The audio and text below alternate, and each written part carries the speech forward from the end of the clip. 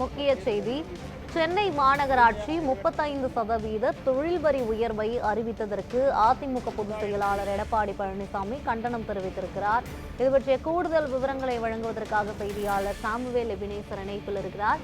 Samuel, விவரங்கள் என்ன, சொல்லுங்க.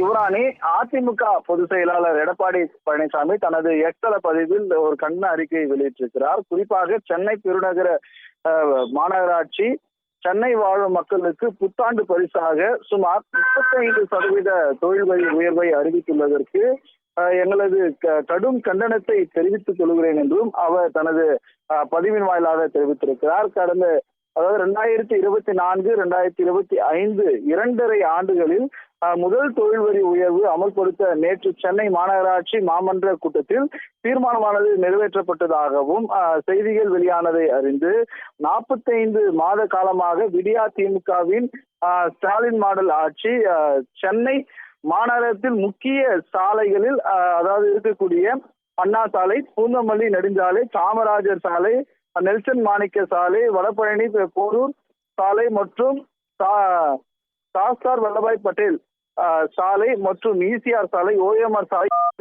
அனைத்து முக்கிய சாலைகளுமே குன்றும் குழியுமாக காட்சியளிக்கிறது என்றும் எதிர்கட்சி தலைவர் எடப்பாடி பழனிசாமி தனது எக்ஸ் பதிவில் தெரிவித்திருக்கிறார். இது மட்டுமில்லாமல் தொடர்ந்து அனைத்து முக்கிய சாலைகளும் நிலையை எப்படியெல்லாம் மாநகரத்தில் உள்ள மற்ற சாலைகளின் நிலையே மிகவும் உள்ளது என்றும் இதனால் நாள்தோறும் சாலை விபத்துகள் நடைபெற்று வருவதாகவும் அவர் குறிப்பிட்டிருக்கிறார்.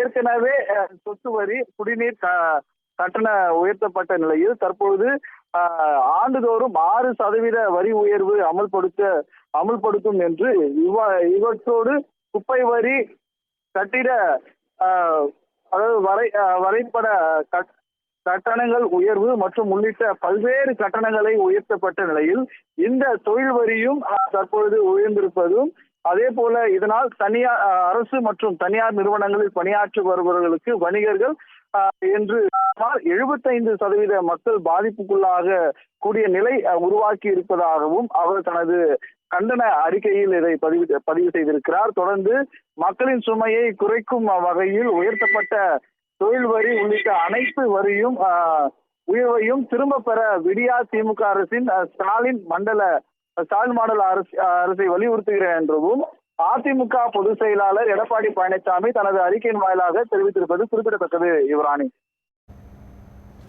விவரங்களுக்கு நன்றி சாமுவேல்.